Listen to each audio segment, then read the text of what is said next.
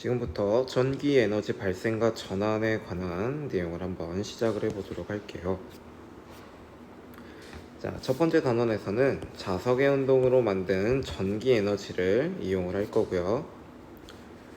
자, 자석으로 이제 전기를 만들려고 하는데 이게 어떻게 되는지 한번 살펴보도록 할 겁니다. 실제로 원래 옛날에는 전기라는 것과 자기라는 것은 서로 다른 학문이었어요. 전류와 이제 자석에 쓰이는 자기, 이 둘은 서로 정말 다른 거였는데 어느 날 우리가 도선에다가 전류를 흘려주게 되면 열이 발생을 하게 되었어요. 이 실험을 하기 위해 여러 가지 준비를 하다가 전류가 흐르는데 주변에 있던 나침반이 움직이기 시작한 거예요. 아, 전류가 나침반에 영향을 주는구나 라고 이제 과학자들이 생각을 합니다. 그렇게 해서 나온 게 앙페르의 오른나사 법칙, 도선에 전류가 흐르면 주변을 감싸는 방향으로 자기장이 생긴다 라는 걸 배우게 되었죠. 어떤 과학자가 갑자기 자기장이 그러면 전류를 만들 수도 있지 않을까 라고 생각을 해보는 거죠. 그래서 자기장의 변화가 전류를 만들게 됩니다. 이게 바로 우리가 말하는 전자기 유도에 대한 내용을 이제 배워보도록 할 건데요. 교과서에 있는 이 선풍기와 풍력발전기에 대해서 한번 보도록 할게요. 둘은 서로 비슷하게 생겼지만 날개가 이렇게 3개가 달려있고 풍력발전기 역시 날개가 3개가 달려있습니다. 선풍기는 전기를 이용을 해서 뭘 만들어내냐면 바람을 만들어내고, 풍력발전기는 바람을 이용을 해서 뭘 만들어내냐면 전기를 만들어냅니다. 서로 전기와 바람을 이용하거나 만들어내는 역할을 하는데, 교과서 볼게요.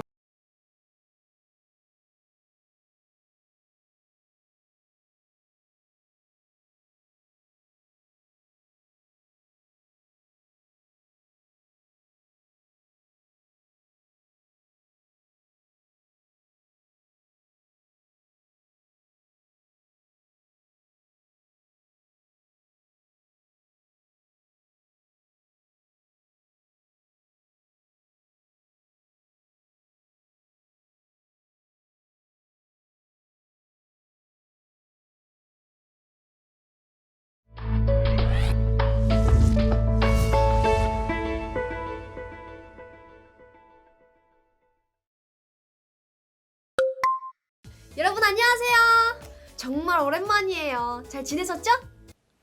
뭐야? 정준이다. 뭐야? 무서워. 갑자기 정전이 났을 때, 그럴 때 여러분들은 어떻게 불이 켜지나요? 손전등을 이용해서 켜면 되죠. 손전등에 건전지가 없는데요? 손전등에 건전지가 없을 때 건전지 없이도 불을 켤 수 있는 손전등을 제가 가지고 왔습니다. 짜잔! 바로 이 건전지 없는 손전등을 진짜 건전지 없이 불이 켜질 수 있는지 제가 낱낱이 파헤쳐 보도록 하겠습니다. 자, 분해를 해보겠습니다. 그럼 준비물은 손전등, 드라이버, 끝! 이 드라이버로 나사를 2개를 풀어보겠습니다.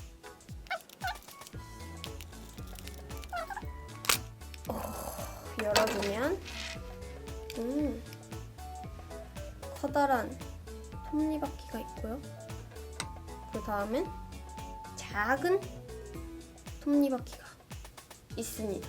그 밑에는 자석이 붙어있는 회전판이 있어요. 그리고 여기에 요 코일이 줄 끝에 감겨 있어요. 보이시나요? 그 다음에 뭐야? 끝이네? 이게 다예요. 뭐야? 끝? 아, 그래서 불이 켜지는 거구나. 그니까요. 이게 어떻게 켜지는 거냐면 그게 도와줘. 헉! 내가 알려주도록 하지. 잘 들어봐. 손전등 내부에는 자석과 코일이 들어있어. 그 안에서 자석이 코일 근처에서 움직이면 코일에서 전류가 흐르게 되지. 즉, 움직이는 자석의 역학적 에너지가 전기 에너지로 전환이 되는 것이야. 하하하하하. 대단하다. 대단하지? 근데 이런 걸 모르다니. 야, 모를 수도 있지. 이제 설명 끝났으니까 가봐. 아, 그래서 불이 켜지는 거구나. 아, 알겠다. 여러분도 아시겠죠? 이제 건전지 없이도 불이 켜질 수 있습니다. 후. 오늘 영상은 여기까지. 재밌게 보셨다면 구독과 좋아요 누른 데가 없네. 그럼 여러분 안녕.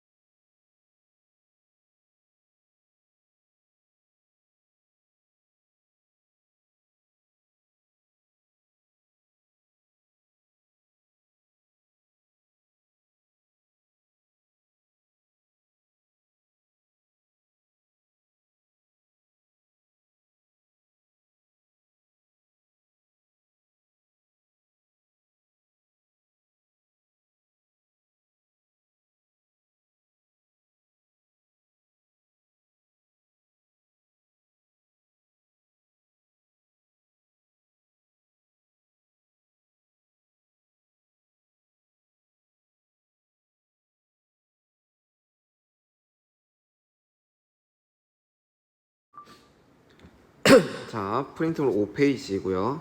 손 발전기에서는 어떻게 전기를 만들 수 있었냐면 발전기에 있는 자석의 어떤 에너지, 역학적 에너지가, 즉 자석이 움직이고 그러면 코일을 통과하는 자기장이 변하게 됩니다.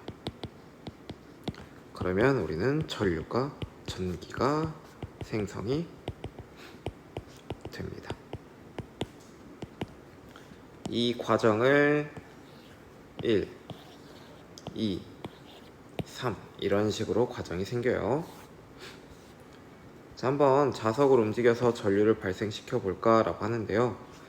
코일을 왼쪽 그림과 같이 연결한 후에 다음 각 상황에서 검유계를 관찰한다라고 합니다. 자, 이거는 검유계라고 하는 것이고요. 전류의 방향이 이쪽, 전류의 방향이 이쪽 1번, 이쪽 2번 이렇게 두 가지 형태로 나타납니다. 감아진 코일을 이런 식으로 연결을 해두고 우리는 이 자석을 N극, S극을 한번 움직여 볼 거예요. 원래 자석이라고 하는 건 N극과 S극이 있고요. 자기장은 N극에서 나와서 S극으로 들어갑니다. 이런 식으로. 그러면 여기 갖고 있는 뭐 이런 애들이 다 자기장이라고 하는 거죠. 자, 우리 첫 번째 자석을 움직여서 코일 속에 한번 넣어 보려고 한대요. 그러면 아마 바늘은 이렇게 움직일 수 있습니다. 2번 자석을 코일 속에 넣고 움직이지 않을 때에는 아무런 반응이 나타나지 않을 거예요. 왜냐면 자기장이 변해야 되기 때문입니다. 넣을 때와 그럼 반대로 뺄 때는 넣을 때와 반대 방향으로 바늘은 움직일 거예요.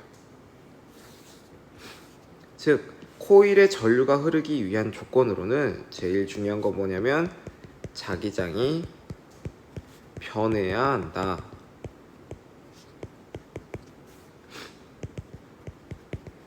라는 거죠. 근데 어디에 변해야 하냐면 코일을 통과하는 자기장이 변해야 합니다. 꼭 알아두시고요. 자, 우리 이제 전자기 유도에 대해서 한번 정말 정확하게 이해를 해보도록 할게요. 실제로 이거를 우리는 코일이라고 볼 거고요. 코일은 이렇게 감겨져서 나옵니다. 전류의 방향은 이쪽 혹은 이쪽 이런 식으로 되겠죠. 자석을 보게 되면 일단 N극을 기준으로 우리 코일을 정확하게 통과하는 친구들만 살펴볼게요. 하나, 둘, 셋, 넷, 5개가 통과한다고 봅니다. 그냥 가만히 있을 때에는 전류가 흐르지 않아요. 그런데 자석을 가까이 하게 되면 코일을 통과하는 애가 몇 개? 총 7개가 됩니다. 즉 5개보다 몇 개가 증가했냐면 2개만큼이 증가를 했네요. 반대로 멀리 할 때 한번 살펴볼게요. 멀리 할 때는 통과하는 친구가 하나, 둘, 3개밖에 없어요. 5개에서 3개까지 2개가 줄었네요. 즉 자기장이 변해야 한다라는 조건은 충족을 했어요. 허나 전류의 방향이 플러스인 쪽은 왼쪽이라면 마이너스인 쪽은 오른쪽이 됩니다.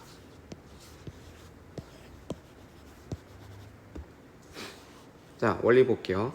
자석이나 코일을 움직여서 코일을 통과하는 자기장이 변하면 코일에 전류가 흐르게 되는데 이를 우리는 전자기 유도라고 합니다. 코일에 자석을 가까이 혹은 멀리 할 때 코일에는 자기장의 변화를 방해하는 방향으로 유도 전류가 발생을 합니다. 유도 전류가 발생을 해요. 이 부분은 다시 설명을 해줄 거예요. 자석의 어떤 에너지, 역학적 에너지가 어떤 에너지로 바뀌냐면 전기 에너지로 바뀌게 됩니다. 자, 이런 변화에 따른 전류가 생성이 되는 거기 때문에 우리는 자석이 빨리 움직일수록 혹은 여기 감겨진 코일이 더 많이 감겨져 있을수록 혹은 움직이는 자석의 세기가 셀수록 더 센 전류가 유도된다라는 점을 알 수가 있어요. 자, 여기서 두 번째였던 이 자기장의 변화를 방해하는 방향이라는 걸 다시 한번 이야기를 해볼게요. 어떻게 하냐? 선생님 이걸 이용해서 한 번만 더 설명을 해볼게요. 원래 우리는 도선에 전류가 흐르면 자기장이 생겨요. 자기장이 생긴다라는 건 자석이 된다라는 뜻이에요. 무슨 말이냐? 도선에 전류가 흐르면 자기장이 생기는데 그냥 하나의 도선에 전류 I가 흐르게 되면 이 주변을 감싸는 형태의 자기장이 생깁니다. 그러면 얘 도선은 자기장이 생긴다고 했으니까 이렇게 커다란 자석이 돼요. 다시 한번 말할게요. 도선에 전류가 흐른다. 그러면 도선에 자기장이 생긴다. 자기장이 생기면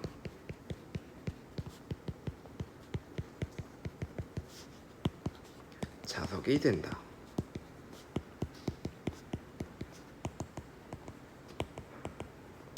자석과 같은 형태라고 봅니다. 이게 어떻게 해석이 되냐면 자석을 가까이 한다면 원래 상태에서 점점 가까워진 것이기 때문에 우리는 이 자석을 밀어줘야 돼요. 멀리 하고 싶다라는 건 이 자석 N극을 밀어주고 싶다라는 건 위쪽 방향으로 자석 N극이 되어야 해요. 그러면 서로 밀어내는 힘을 갖기 때문에 자석을 밀 수가 있어요.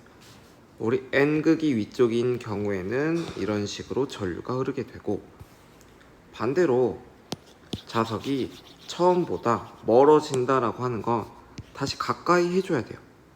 N극을 가까이 하기 위해서는 우리는 S극을 가지고 와야겠죠. 서로 끌어당기는 힘이 있으니까. 따라서 S극이 위로 가게 된다면 전류는 오른쪽으로 생기게 됩니다. 여기에 해당하는 앙페르의 오른나사 법칙에 대해서는 학교 오면 설명해 드리도록 하겠습니다. 이상입니다.